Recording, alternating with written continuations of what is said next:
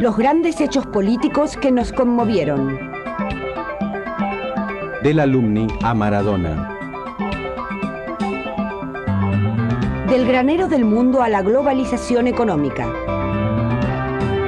De la teoría de la relatividad al hombre en la luna. De Carlitos a los tenores. Los grandes cambios de todos los días. Al final del siglo XX, una obra cumbre de Clarín. Hechos y protagonistas, historia y vida cotidiana. 100 años de la Argentina y el mundo en una enciclopedia visual. 14 horas en 14 videos con imágenes inéditas de los archivos más completos. Esta obra se complementa con el gran libro Clarín del siglo, en más de 700 páginas, los últimos 100 años. Una manera inteligente y amena de iniciar el tercer milenio con la gente.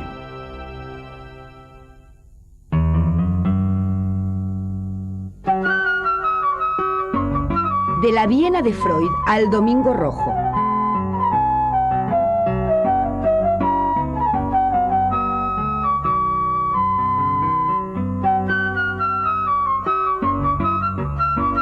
De Zapata a la Guerra de los Balcanes.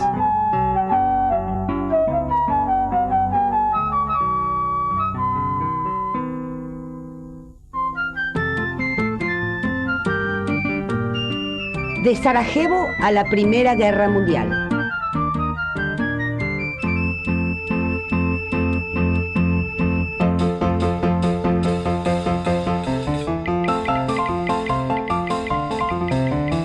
Del Moulin Rouge a Gardel en París.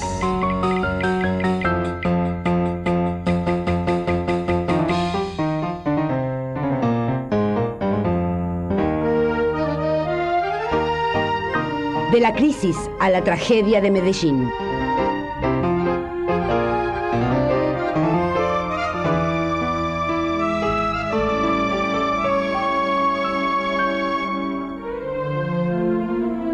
De la Segunda Guerra al 17 de octubre.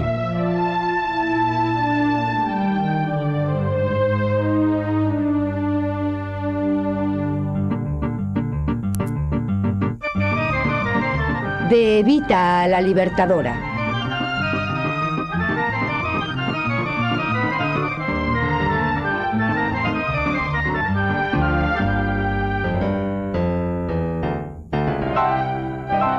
De Frondizi a la Guerra Fría.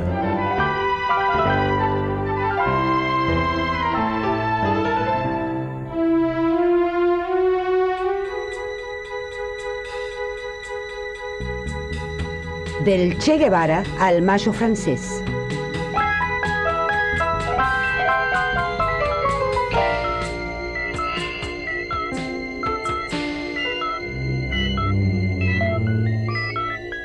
Del Cordobazo a la mayor hazaña del hombre.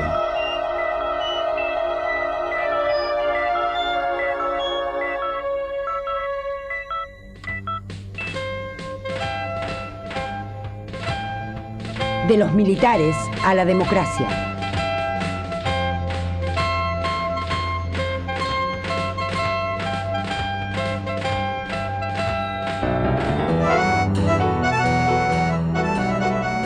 Del divino golazo al SIDA.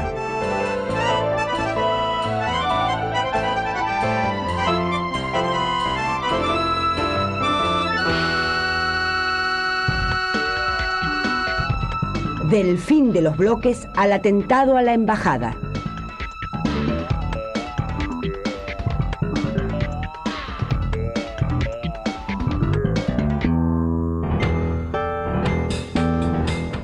De la paridad al tercer milenio.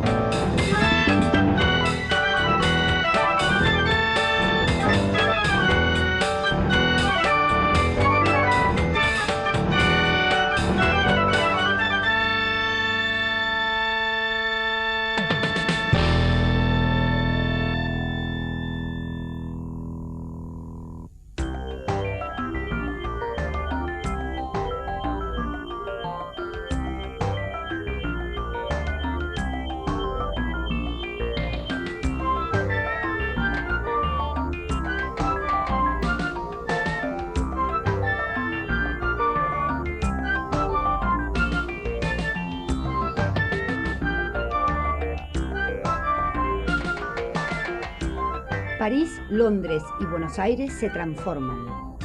Alfredo Palacios, primer diputado socialista de América Latina. Freud descubre el inconsciente. Nace la pasión del fútbol en la Argentina. Se agudiza la crisis del zarismo.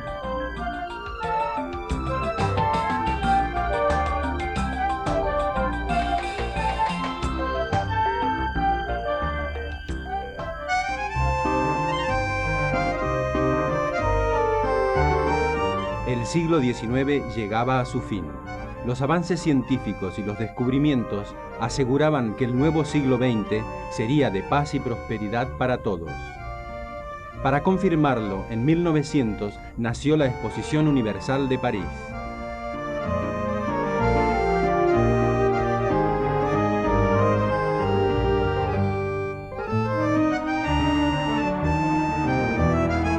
Más de 50 millones de visitantes se quedaron boquiabiertos. La sorprendente cinta móvil que los transportaba al interior de la exposición era la prueba de que el nuevo siglo avanzaba incesante y orgulloso.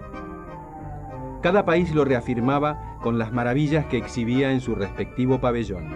Gran Bretaña exponía su industria pesada, Alemania su asombrosa inventiva mecánica y Estados Unidos su desparpajo de nueva potencia.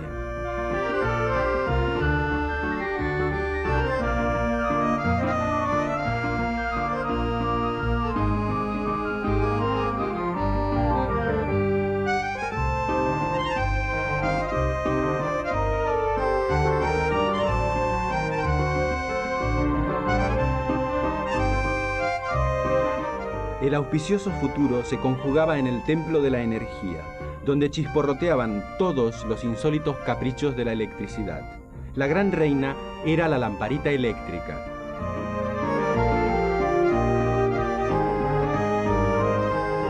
Por algo, París se convirtió en la ciudad luz. A orillas del Sena hasta nació un vals cuyo título no podía ser otro que el Vals de las Luces. ¿Quién podía dudar de un siglo que nacía rodeado de tanto esplendor?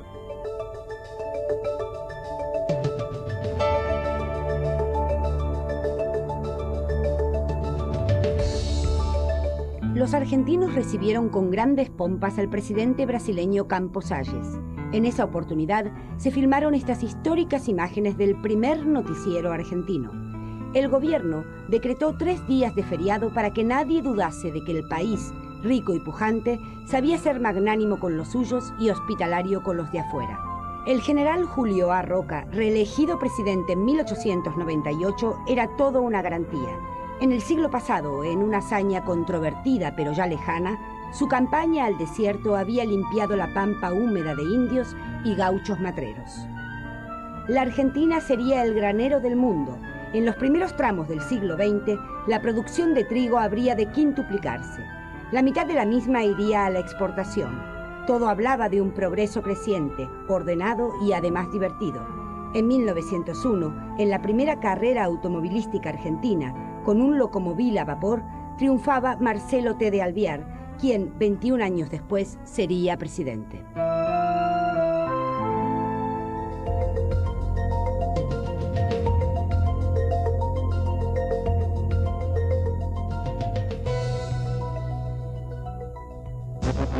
El 12 de junio de 1900, el Parlamento alemán aprobó una ley para potenciar la Marina de Guerra. Alemania no iba a ser menos que las otras potencias. El control del mar era la llave del dominio del mundo. Y el mundo no era más que un suculento mercado a merced del más fuerte. El Kaiser Guillermo II, un monarca culto y conversador, estaba dispuesto a tocar todos los temas, menos el de su política de rearme. Gran Bretaña sintió que sus intereses coloniales podían peligrar. El pueblo alemán cerraba filas alrededor del trono, mientras el pabellón del Reich comenzaba a pasearse por los mares.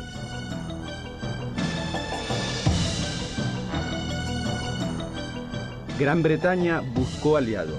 En 1904, Francia le haría un guiño y formaría con Londres la llamada Entente Cordial, nombre demasiado gracioso para lo que de hecho era una alianza militar para una eventual guerra. Gran Bretaña construyó el Dreadnought, un barco de guerra con una capacidad destructiva hasta entonces nunca vista. Pero esta demostración de fuerza no detuvo la carrera armamentística. Al contrario, un último intento de Londres y Berlín por frenarla terminó en el más rotundo fracaso. Los diplomáticos igual siguieron hablando de paz, pero los cañones no apuntaban en vano.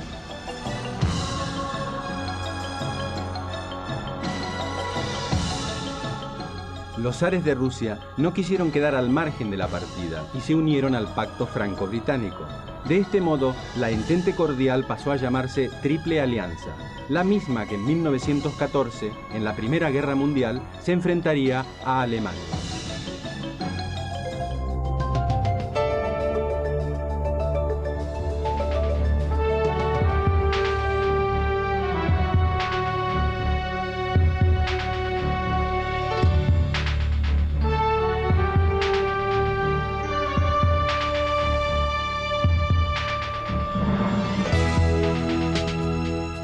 El 21 de mayo de 1900, en el marco de la Exposición Universal de París, se inauguraron los segundos Juegos Olímpicos. En 1894, el francés Pierre de Coubertin había fundado el Comité Olímpico Internacional. Como en la antigua Grecia, los atletas de todo el mundo se reunirían cada 4 años para fomentar la paz entre los pueblos. En 1896, el Comité Olímpico, con Coubertin como secretario general, ya había organizado en Atenas los primeros Juegos Olímpicos. Más de 1.300 atletas habían competido en 18 disciplinas deportivas.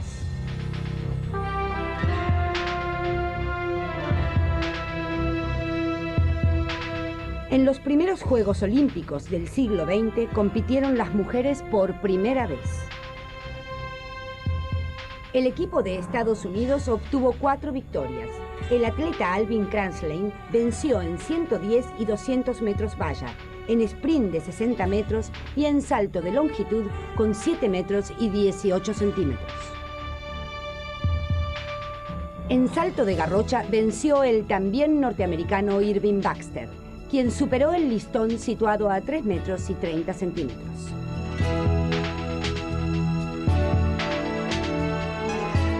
En lanzamiento de disco, el triunfo fue para Rudolf Bauer, del Club Forma de Budapest, con 36 metros y 4 centímetros.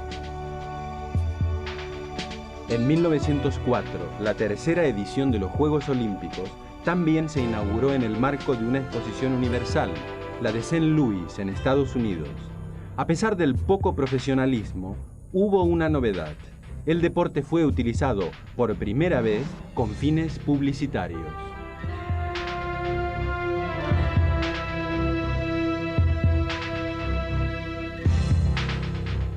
Archie Hunt de St. Louis fue triple campeón olímpico y venció en las carreras de 60, 100 y 200 metros.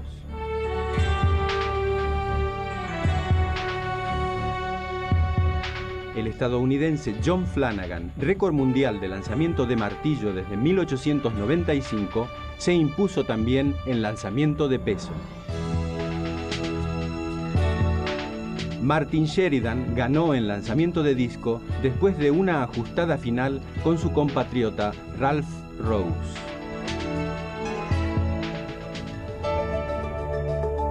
El campeón norteamericano Dwight David funda la Copa Davis de tenis.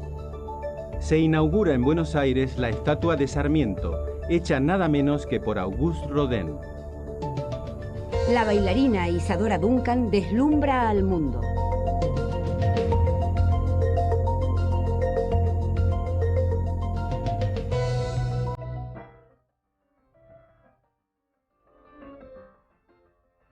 Las grandes metrópolis del mundo comenzaron a superpoblarse. La superficie urbanizada crecía y los trayectos eran cada vez más largos. El transporte público se volvió parte del nuevo paisaje. El 19 de julio de 1900, París celebró la inauguración de un ferrocarril subterráneo de tracción eléctrica.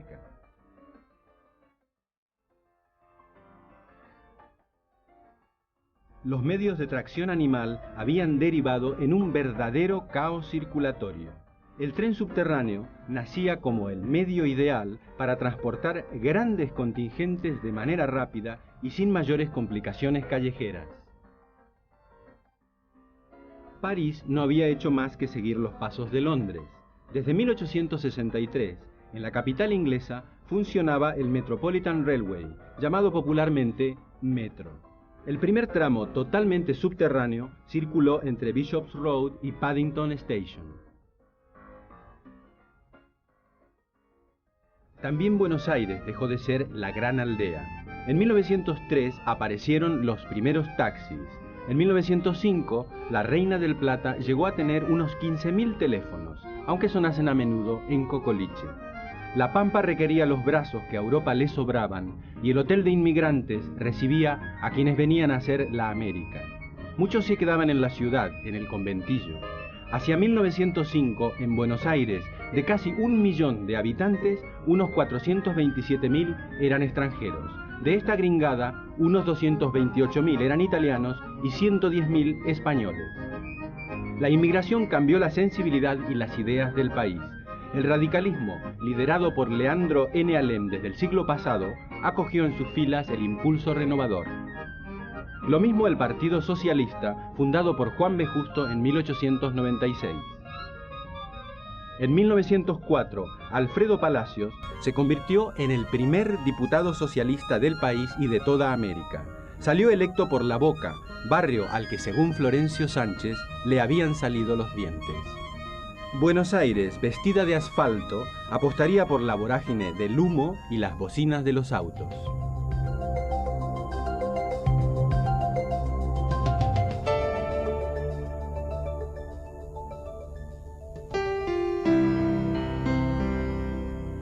El médico austríaco Sigmund Freud publicó en 1900 La interpretación de los sueños. 2 años después, fue nombrado catedrático de la Universidad de Viena.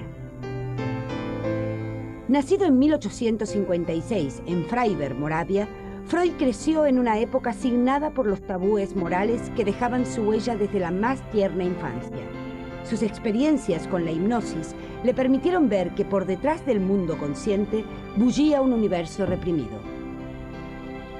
La observación de la conducta de sus pacientes le suministró datos reveladores sobre la mente.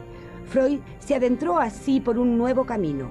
Tendidos en este diván, sus pacientes dejaban fluir libremente sus pensamientos. Su verbalización ofrecía la clave de mecanismos insospechados. Por esta vía, Freud estableció las bases del psicoanálisis. El instinto sexual reprimido afloraba siempre en la conducta humana.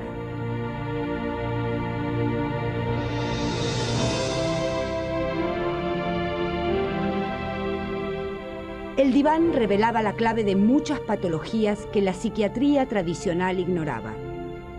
En las asociaciones espontáneas y en los sueños, Freud descubrió trastornos psíquicos generados en la primera infancia.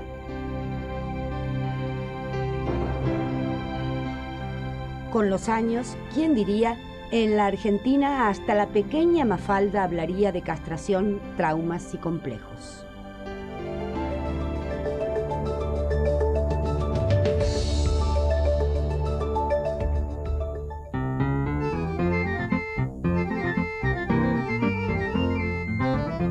En 1900 comenzó el despegue de un mito futbolero argentino, el equipo Alumni, fundado por Alejandro Watson.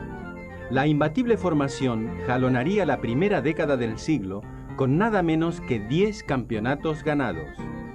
Algunos de sus jugadores, como los 5 hermanos Brown, se convirtieron en verdaderos ídolos populares. La euforia se desató cuando, por primera vez, un equipo argentino derrotó a otro extranjero. El derrotado era el de Sudáfrica.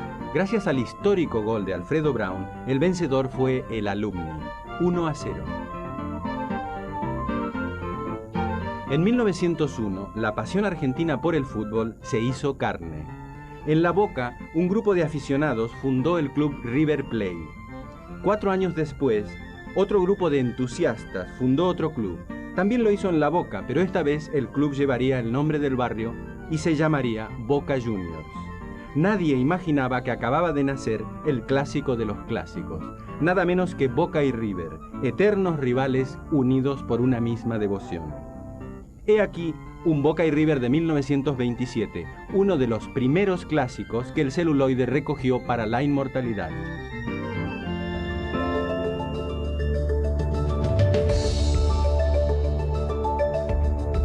Las primeras aspiradoras liberan a las mujeres de la dictadura de la escoba.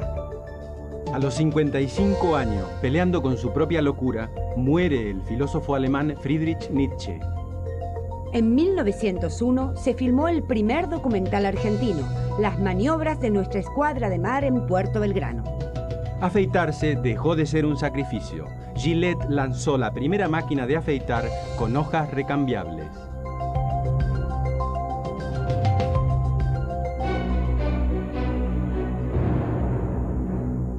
África, ya diezmada por el tráfico de esclavos en los siglos anteriores, se convirtió en la gran tentación de las potencias europeas.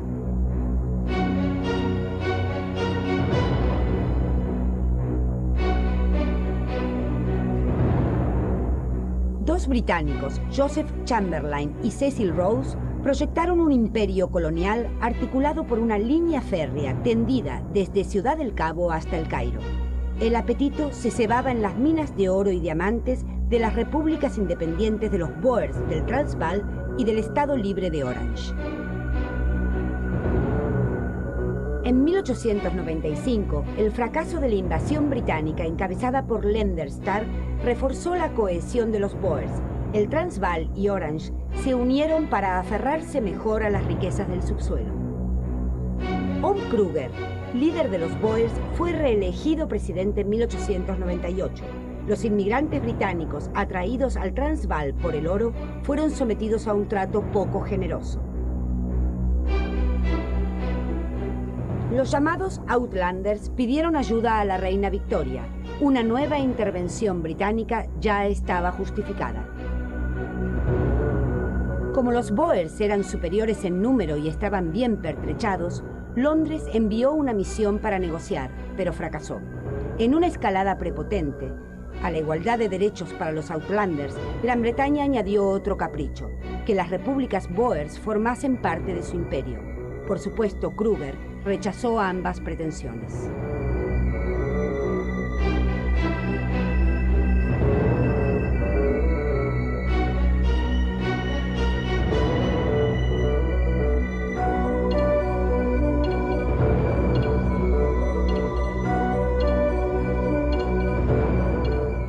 La guerra, que ya estaba servida, comenzó el 11 de octubre de 1899. La resistencia de los Boers fue tan tenaz como sangrienta su derrota. Se impuso la voluntad de Gran Bretaña al precio de 25.000 muertos.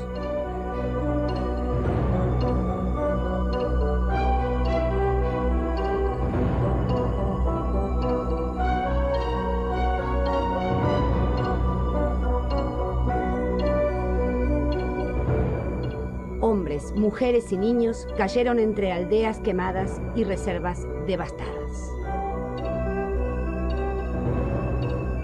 Tras intentar una guerra de guerrillas en la selva, Kruger no tuvo otra alternativa que rendirse. El 31 de mayo de 1902 firmó la llamada Paz de Berenin. Las repúblicas Boers se convirtieron en colonias inglesas.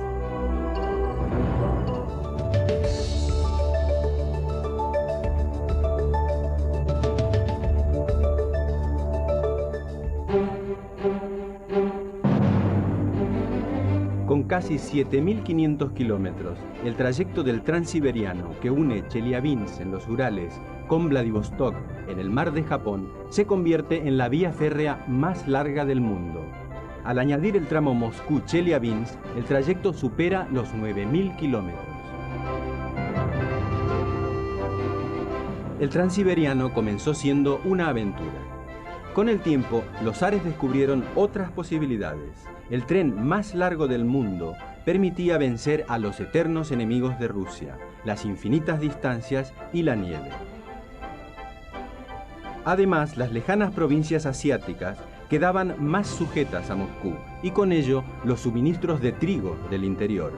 aunque acercarse a Asia también acercaría a Rusia a una guerra con Japón. En 1891, a lo largo del paralelo 55, comenzó la construcción de la línea. El ancho de las vías era de 1,5 metros. Las obras se iniciaron en ambos extremos del trayecto. En occidente, desde Slatus, donde terminaba la red ferroviaria rusa, y en oriente, desde Vladivostok. Otros países descubrieron pronto las ventajas de que el tren uniese a Europa y Asia. En Turquía, 2.500 kilómetros enlazaron a Ankara con Basol. Las 1001 noches podían reducirse a días. Acercar Occidente fue el objetivo de otro gran proyecto. El 4 de octubre de 1883, la Wagon-Lits despidió desde los andenes de París al Orient Express. Su destino era Estambul. La Belle Époque no tardó en trasladar los artesonados de madera de sus salones a los vagones del mítico tren. Viajar se volvió una magia. Tras las ventanillas, el paisaje era un vértigo que se devoraba a sí mismo.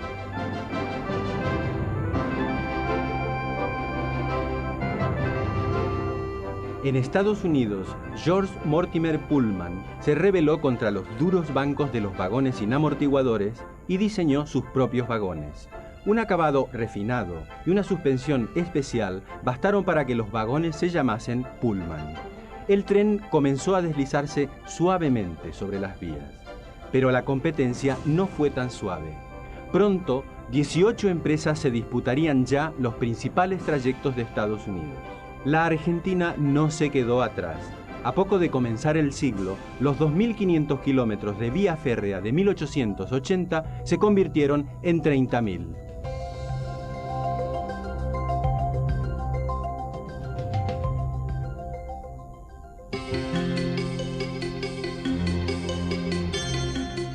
En 1903, los hermanos franceses Augusto y Louis Lumière desconcertaron al mundo. Una placa tricromo retenía la realidad en color. Los pioneros de la fotografía no solo se abocaron a la investigación fotoquímica y fototécnica, sino que crearon una fábrica de material fotográfico en Lyon. El nuevo arte prometía ser también un promisorio negocio. El primer gran éxito de los hermanos Lumière llegó a finales del siglo XIX.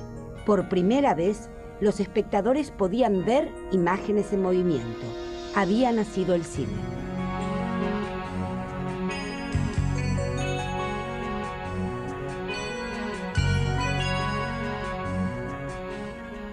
La incipiente fábrica de sueños también surgió como un filón tentador para los artistas. La fotografía se convirtió en arte.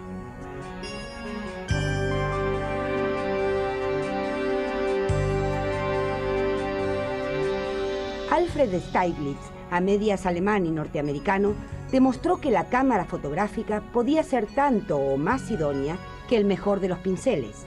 Su objetivo se encargó de convertir al invierno de Nueva York y a su propia esposa, la pintora Georgia O'Keeffe, en imágenes que conmovían por su belleza e incluso por su dramatismo. En 1903, junto a la Casa Rosada, se levantó la Fuente de las Nereidas, de Lola Mora. Considerada impúdica, años después, la fuente sería trasladada a la Costanera Sur. Henry Ford vende en Detroit su primer automóvil. En 1904, el Carnaval se viste de gala e instala su corso central en Avenida de Mayo.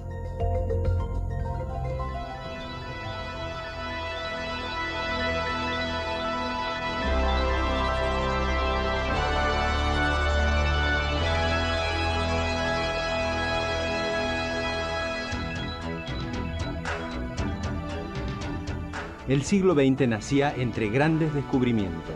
En 1903, Henri Becquerel y los esposos Marie y Pierre Curie recibieron el Nobel de Física por descubrir la radioactividad. Los átomos inestables perdían espontáneamente parte de su masa y emitían radiaciones electromagnéticas. Los transportes y las comunicaciones traspasaron las fronteras. El italiano Guillermo Marconi desarrolló la telegrafía sin hilos.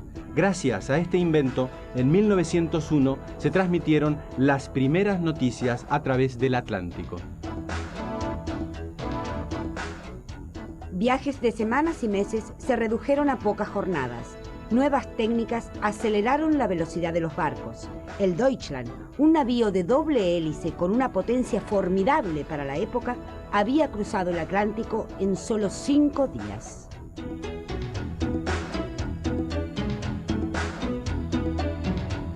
El transporte terrestre también batió récords. El perfeccionamiento de los motores de combustible líquido, logrado por los alemanes Gottlieb Daimler y Wilhelm Maybach, prometía que el mundo iría sobre ruedas. En 1886 circuló el primer automóvil construido en una carrocería de coche de caballos. Gracias a los sortilegios técnicos como el magneto de baja tensión de Robert Bosch o los nuevos modelos de ruedas de gomas, los viajes en auto se convirtieron en una diversión.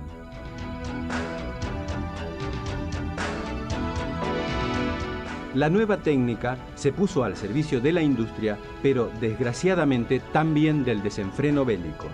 Daimler se impuso con el desarrollo de un ómnibus para el transporte público y de un vehículo articulado de transporte militar. Nacía una carrera tan tentadora como peligrosa. A la conquista del mar y la tierra le siguió la conquista del cielo. El 2 de julio de 1900, la nave aérea LZ-1 del conde Ferdinand von Zeppelin se elevó por primera vez sobre el lago Constanza. El propio conde manejaba desde una barquilla el vehículo de 128 metros de largo, que se movía a una velocidad de 9 metros por segundo. La barquilla, con soportes forrados de tela y aluminio, colgaba de un globo de gas. Zeppelin confiaba en que su LZ-1 se usaría para el transporte del correo, de mercancías y viajeros. Sin embargo, los zeppelines adquirieron real importancia como transporte militar. Eran ideales para transportar bombas pesadas.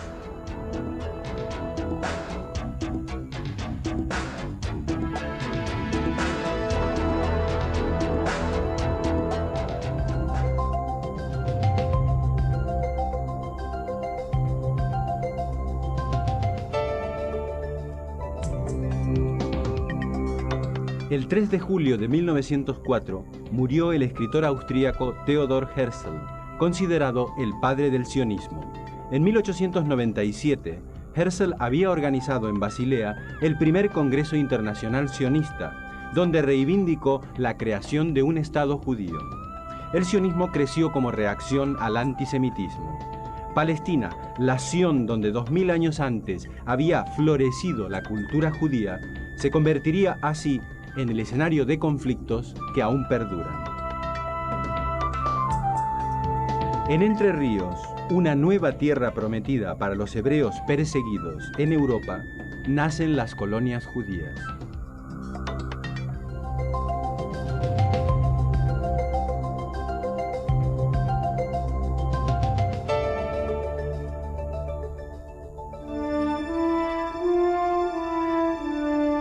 En enero de 1905, el Domingo Rojo acabó con el mito del Padrecito Zar. Miles de trabajadores, dirigidos por el monje Georgi Gapón, se manifestaron frente al Palacio de Invierno de San Petersburgo. Pedían pan y libertad. La implacable respuesta de Nicolás II dejó un tendal de 150 muertos. La indignación popular se tradujo en una huelga general, en levantamientos de las minorías étnicas y en revueltas generalizadas. En el paisaje ruso surgieron los primeros comités de soldados, obreros y campesinos. Nacían los primeros soviets. El motín del acorazado Potemkin se convirtió en el símbolo de la Revolución Rusa de 1905. 20 años después, el genial Eisenstein inmortalizaría esta gesta con un clásico del cine, el acorazado Potemkin.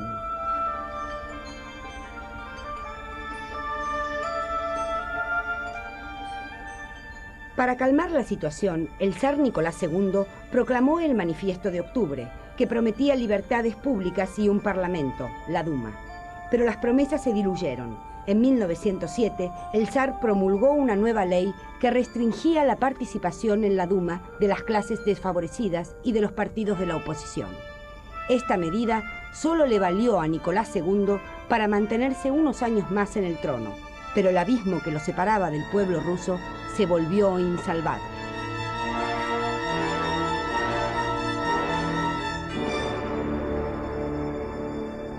El primer ministro Stolyopin, consciente del inminente derrumbe, impulsó una débil reforma agraria. Los grandes latifundios debían ser vendidos a medianos agricultores que dispusieran de capital. Estos, llamados kulaks, debían ser la nueva base social de la corona, pero los campesinos siguieron sumidos en la miseria.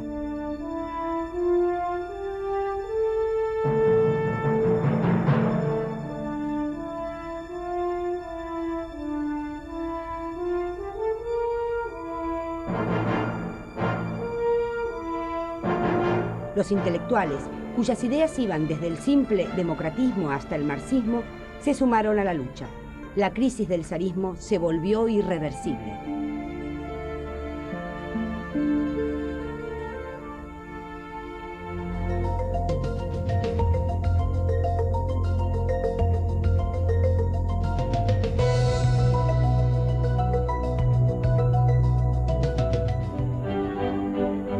El 30 de junio de 1905, un judío alemán llamado Albert Einstein, que de joven había sido un mal estudiante de matemáticas, revolucionó la física clásica. Había formulado la teoría de la relatividad. Einstein, de 26 años, trabajaba en Berna como inspector de patentes. Tenía a su cargo el departamento técnico. Allí revisó los conceptos de espacio y tiempo.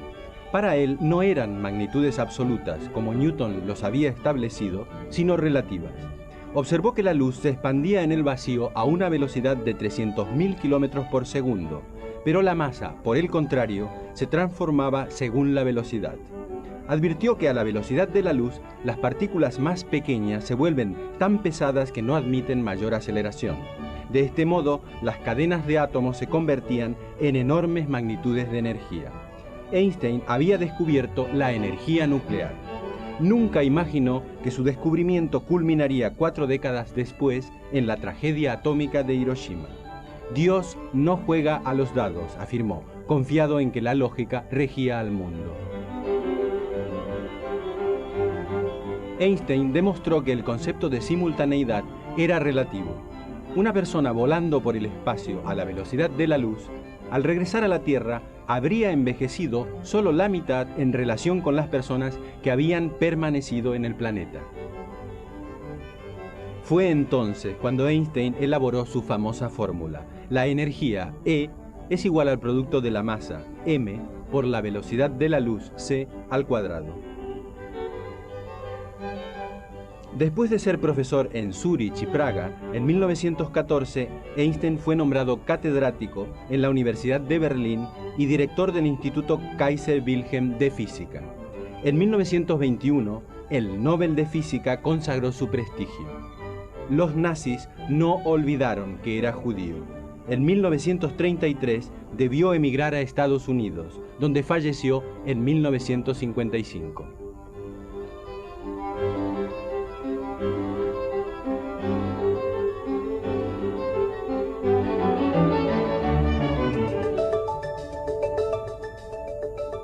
En la final del primer campeonato europeo de fútbol, Francia gana a Suiza por 1-0. Las primeras películas cómicas entusiasman al público.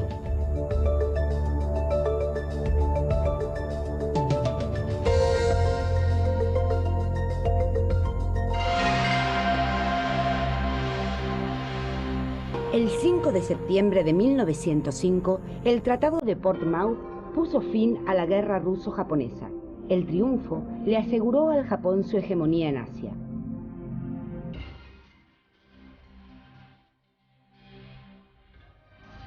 En medio siglo, el imperio del sol naciente dejó de ser una sociedad feudal para convertirse en una gran potencia moderna.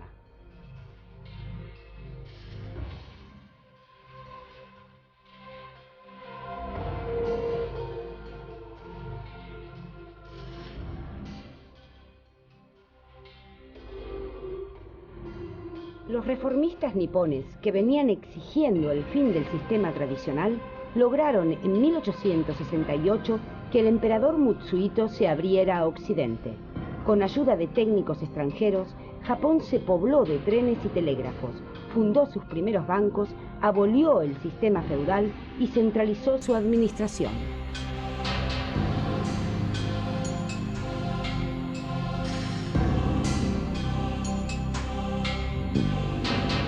Japón organizó un ejército de leva y desarrolló la industria pesada. A finales del siglo XIX, el sol naciente ya había alcanzado el cenit de sus modelos occidentales y exigía ser reconocido como gran potencia. Al fin y al cabo, si ser gran potencia significaba tener colonias, ¿por qué Japón no iba a tenerlas?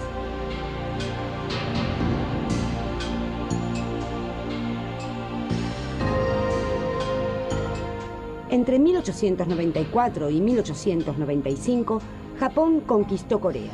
Para hacerlo, se enfrentó y derrotó a China. En 1900, el Imperio Nipón participó con las potencias occidentales en el aplastamiento de la rebelión de los Boxers en China, y en 1902 se alió con Gran Bretaña para humillar a Rusia en Manchuria. Tras un año de negociaciones, en 1904 estalló la guerra ruso-japonesa. Japón demostró al mundo su superioridad técnica. Sus tropas no dejaban de avanzar. Ocuparon Corea e hicieron retroceder a Rusia en Manchuria.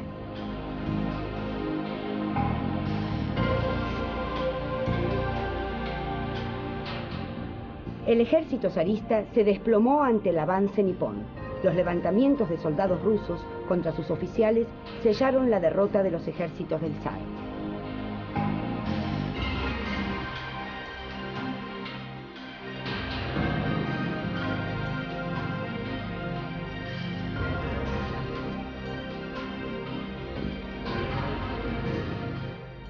En enero de 1905, los rusos capitularon en Port Arthur. 5 meses más tarde, los zares enviaron su flota del Báltico al Extremo Oriente, pero fue hundida por los japoneses en el estrecho de Tsushima. El imperio de los... Indiscutible y los enredos amorosos de la diva alimentaban la imaginación popular.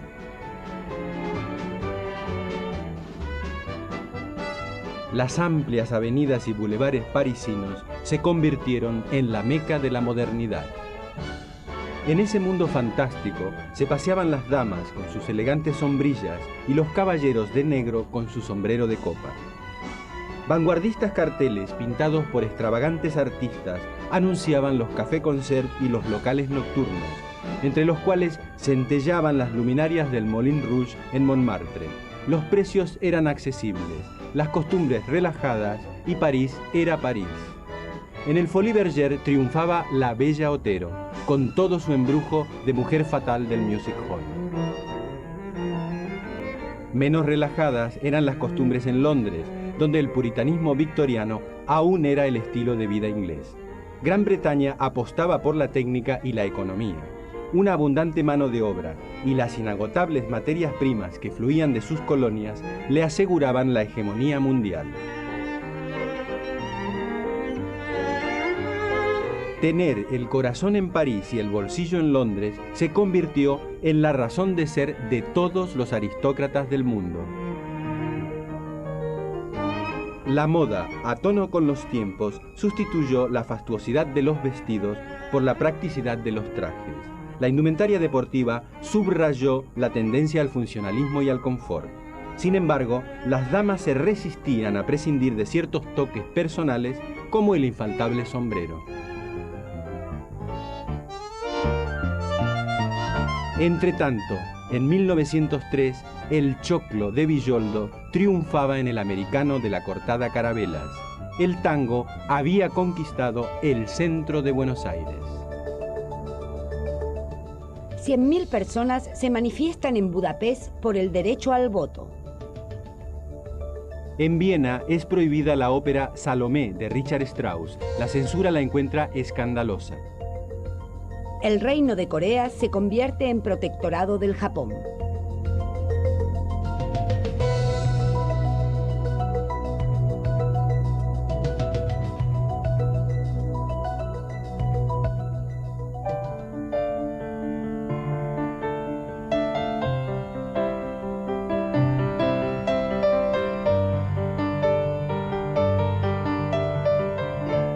el dramaturgo alemán Gerhard Hauptmann se convierte en el representante más genuino del naturalismo.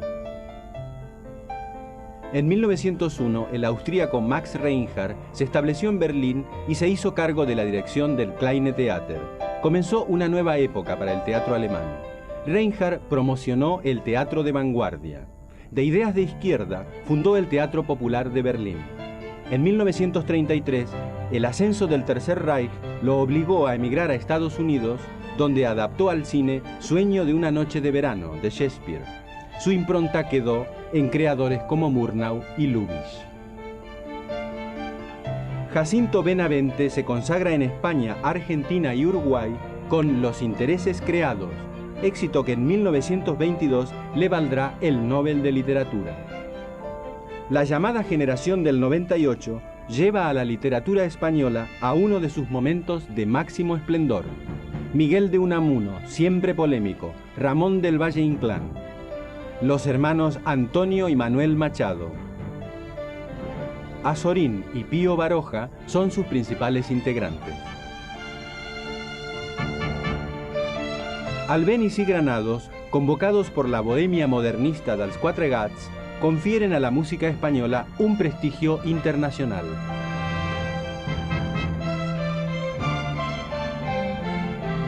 Una antigua zapatería del casco antiguo de Dresde se convierte en 1905 en un foco de renovación estética. Los jóvenes Erich Heckel, Ernst Ludwig Kirchner, Carl Schmidt-Rottluff y Fritz Bleyl fundan la comunidad artística del Puente y revolucionan la pintura.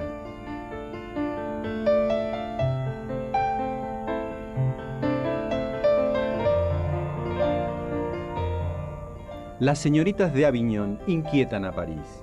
Los parisinos se desconciertan ante el cuadro pintado por un tal Pablo Picasso, a pesar de que Matisse ya los había acostumbrado a los colores fuertes y las formas raras.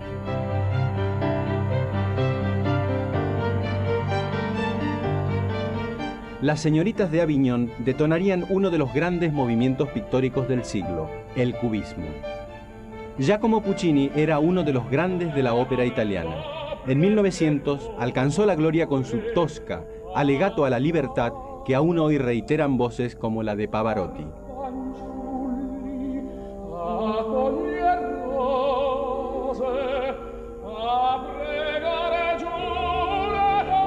Hace un siglo era la voz de Caruso la que conquistaba el mundo. Su interpretación de I Pagliacci de Leoncavallo arrancaba tantas lágrimas como ovaciones. En 1900 se impulsó la construcción del Teatro Colón, que abrió sus puertas en 1908 para convertir a Buenos Aires en una de las mecas de la ópera mundial.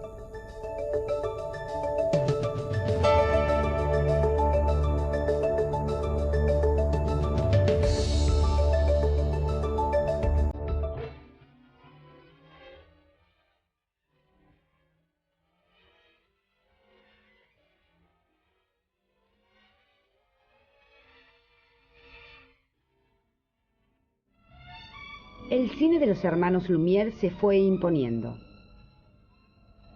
Cada vez más, el público se asomaba a la pantalla para ver en movimiento las imágenes de su propia vida cotidiana.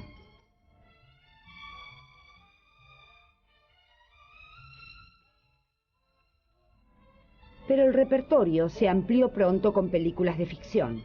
La primera de ellas fue El regador regado, estrenada ya en 1895. Era el primer film con argumento. Un joven molestaba a un jardinero y terminaba mojándole la cara con agua. En 1903, el director norteamericano Edwin Porter filmó la primera película del oeste, Asalto y robo de un tren. Así nacieron los ingredientes clásicos, el revólver, la persecución a caballo y el salón poblado de bandoleros y señoritas.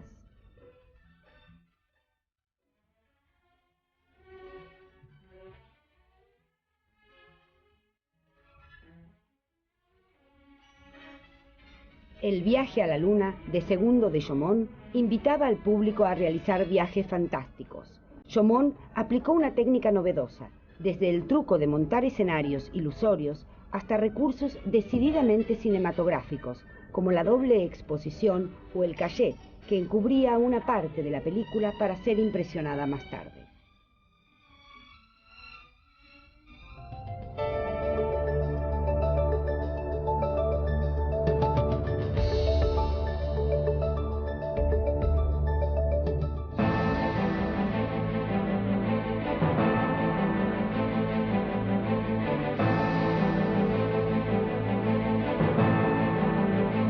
El 10 de junio de 1900, la secreta Asociación para la Justicia y la Concordia asesinó al embajador alemán en Pekín, Clemens Freier von Ketteler. El objetivo de los llamados Boxers era frenar la intervención extranjera en China y denunciar los arrendamientos de terrenos y las concesiones industriales a las grandes potencias.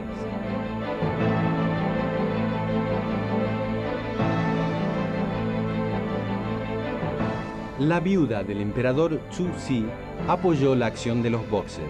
En agosto de 1900, Rusia, Japón, Gran Bretaña, Francia y Alemania respondieron con un cuerpo expedicionario conjunto que aplastó a sangre y fuego el levantamiento nacionalista. El 22 de enero de 1901, con la reina Victoria moría una época. A los 81 años, tras una breve enfermedad, Victoria de Inglaterra fallecía en la isla de Wight. Sus restos fueron trasladados a Londres y enterrados el 4 de febrero junto a los de su esposo, el príncipe Alberto. A finales de 1905, la ciudad californiana de San Francisco se estremeció. Fue el preanuncio. Meses después, un terremoto de 40 segundos alcanzó la fuerza de 8,3 de la escala Richter. Un temblor posterior fue aún más fuerte. Las construcciones de ladrillo se desplomaron. Solo resistieron las casas de madera y los altos edificios con estructuras flexibles de metal. El saldo de víctimas fue trágico, más de 500 muertos.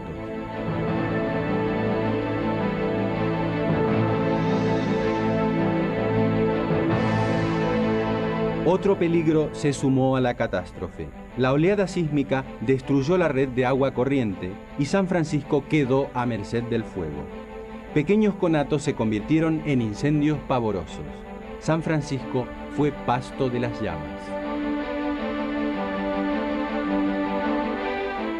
A finales de 1905, el magnate automovilístico Robert Bosch inició una negociación con los trabajadores de su fábrica y aceptó una exigencia vital del movimiento obrero: la jornada laboral de 8 horas.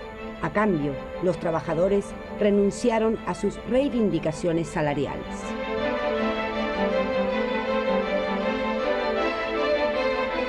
Acá se cierra un capítulo.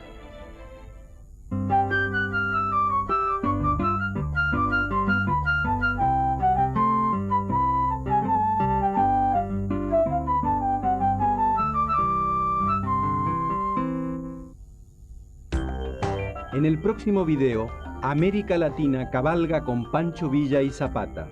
Mientras, más cerca de donde Amundsen conquistaría el Polo Sur, los argentinos comienzan a bombear petróleo en Comodoro Rivadavia. Entretanto, el polvorín de los Balcanes estremece a Europa.